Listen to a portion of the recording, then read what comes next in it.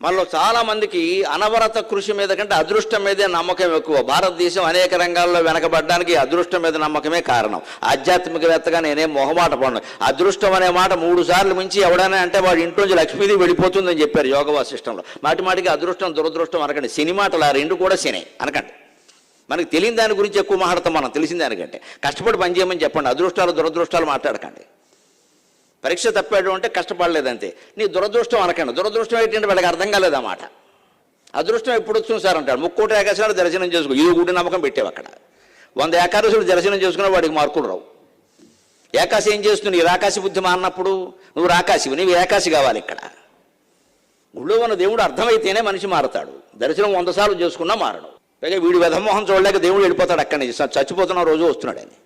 మహాపాపాత్ములందరూ గుళ్ళోకి వస్తే దేవుడు ఉండడు అక్కడ. ధర్మం ఉన్న చోట దేవుడు ఉంటాడు. ధర్మం లేకపోతే దేవుడు ఉండడు. నువ్వు పూజలు చేసినా ఉండడు.